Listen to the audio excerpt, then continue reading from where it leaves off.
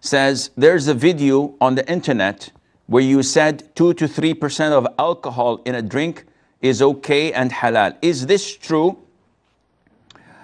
First of all, there is no such video on my YouTube channel. Yes, there was a segment that I did maybe 8 years ago or something like that, 8 or 9 years ago, and it was on Ask Huda. And I did say, while explaining the ruling on drinking non-alcoholic beer, which contains a percentage of beer, not the regular beer that intoxicates. I'm talking about the non-alcoholic beer that is sold in Saudi Arabia and in some Muslim countries as well. So I was explaining the ruling of it. Now, in order to give you a preview and for you to understand where I was coming from, I'd like you to walk with me. Not necessarily hand in hand. First of all, what is the ruling on food, drinks, clothes we wear? What is the general ruling? Is it halal or haram? All scholars say that all food, drinks, clothes, things that we use, cars, watches, computers, cameras, TVs, all of these are halal. Allah Azza wa Jal said, it is He who created for you from or whatever is on this earth. All of it. So who created whatever is on earth? It's Allah Azza wa Jal. Which means that the default is everything on earth is halal. Someone says, so weed is halal, Sheikh? Said, no, because there is evidence proving that it is haram. So whatever you see from food, drinks, etc., is considered to be halal until proven otherwise. Easy? Alhamdulillah. So what's the ruling on eating French bread? Because it's French, it's haram. No, it's halal, it's bread. But it might have this or that. Prove it to me. Once it's proven, documented, it is haram.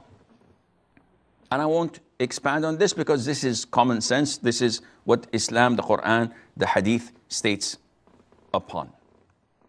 Now we come to the issue of the presence of alcohol. Alcohol itself is made of different types of alcohol, and the chemists know this, different compositions of alcohol. Yet, not everything that has alcohol is haram. Because alcohol by itself is not wine. It is not intoxicating.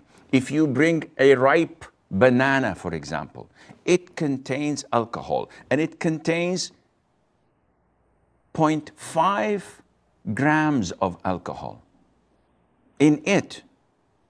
So this is a percentage. If you bring orange juice, you'll find that it contains 0.125 grams of alcohol.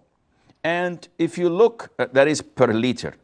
And if you look at the burger buns, such burger buns contain 1.28 grams per every 100 grams of it. So does this make it haram? How would I know? Very simple. As a mufti, as someone who's talking about Islam, halal and haram, we go to the Quran and to the Sunnah. The Quran totally prohibits intoxicants that would not make you know what you say. And this is one of the degrees of prohibiting intoxicants and wine, that you should not pray while you are in the state of intoxication, so that you would be aware of what you're saying. The Sunnah, there are so many hadiths. The Prophet ﷺ stated that whatever intoxicates, if consumed in large quantities, then a minute quantity of it would become haram. This is not referring to alcohol. This is referring to intoxicants such as wine, whiskey, vodka, tequila, scotch, bourbon, gin, you name it. So these are intoxicants. Now, alcohol is one of the ingredients, but being there does not mean that it is haram or it becomes intoxicant. So the rule is, as our scholars say, if there is alcohol present in a juice or in a fruit or in dough, we put yates with dough so that it has this thing in it that makes it bigger, and I don't know what's called in English, but it has alcohol as well. They say that if the presence of alcohol, if you consume a large amount of it and you are not intoxicated, this means that it is permissible to consume. Because why is wine haram? Because if you drink a lot of it, you become intoxicated.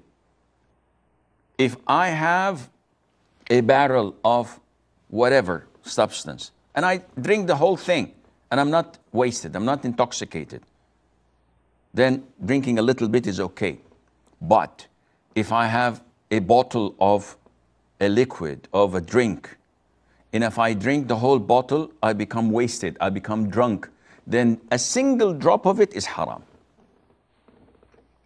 Understood, inshallah? Ya Rab. Hopefully you understand this.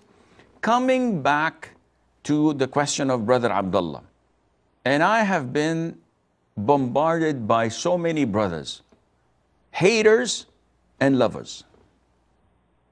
Those who love me would advise me out of their love and care. And I pray to Allah Azza wa Jal that He brings all the goodness in this world and the hereafter to them for their kindness and their love. As for the haters, my skin is thick.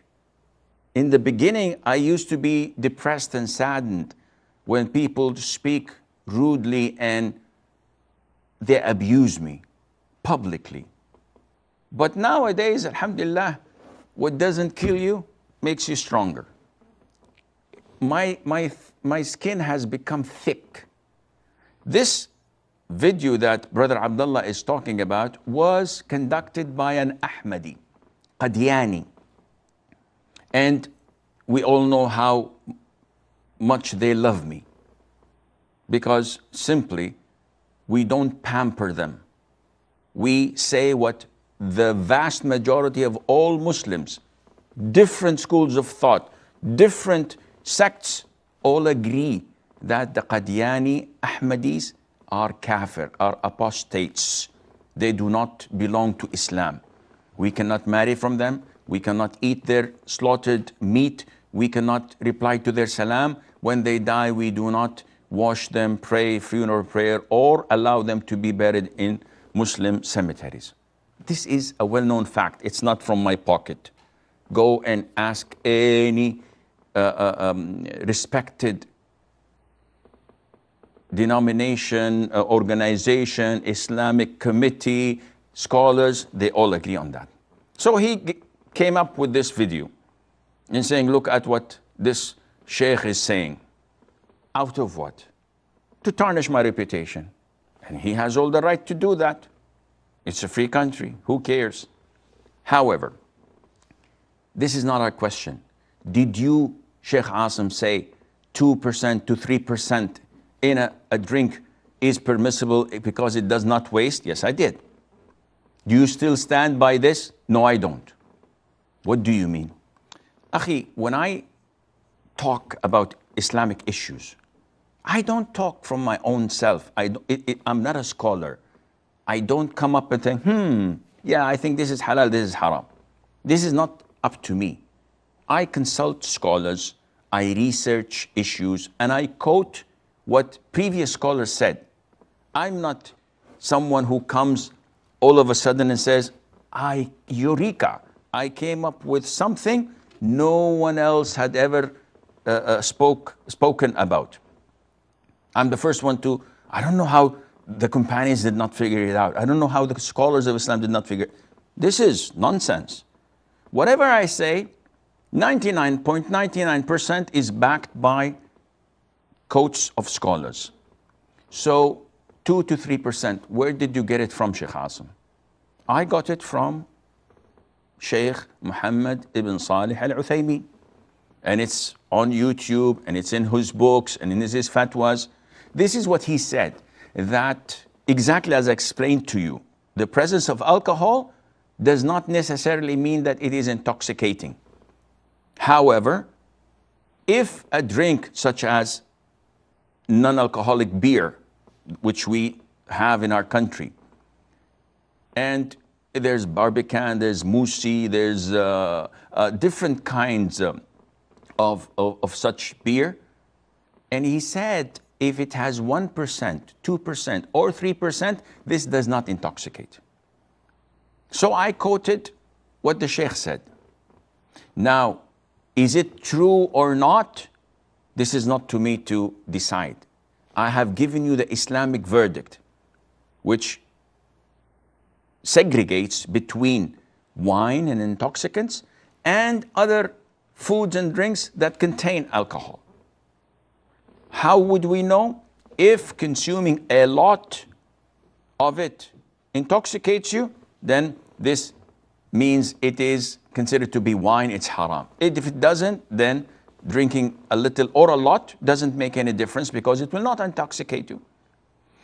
Now, what is the percentage? This is something for the scientists, for the experts to come and say. Some of them, till date, after researching, say that 2.2 grams or around this ratio does not intoxicate. Some say no, the max is 0.5% in a liter or something, or less than that, in 100 milliliter. So it is an issue that scientists, doctors should contribute in.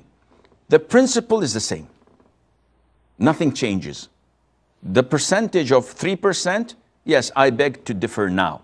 This was an exaggeration. Sheikh, how dare you quote something you're not sure of? Sue me. I give fatwas and I speak and I teach like all other shuyukh over thousands of issues per day. If one makes a mistake throughout the entire 20 years or 30 years of giving da'wah, Allah, this is excellent track record. So don't shoot the messenger. Don't discredit someone just because he made a mistake or two. We can list so many mistakes of great scholars of Islam, great imams of Islam, but this doesn't discredit them. And it's not fair to only point out a single mistake in an ocean of goodness and of correct aqidah, correct fiqh issues, correct fatwas, correct advices, and you just come to one single thing. So, to sum things up, fairness is part of our religion. Allah Azza wa Jal tells us in the Quran, which the Qadianis don't believe in, if you hate a people, you must be fair, and your hatred must not make you transgress. This is what we as Muslims are obliged to do. So going back to the issue, I have talked about this so many times. I'm getting old, I'm getting tired. I hope this explains to you that everything is halal until proven otherwise. When we have this drink that has percentage of alcohol, you have to look whether consuming, if I consume of the local beer, non-alcoholic beer that we have here in Saudi Arabia, a full pack, a 6-pack, nothing would happen. You have to go to visit the loo every 5 minutes, but nothing would intoxicate you because it does not intoxicate. And I hope this answers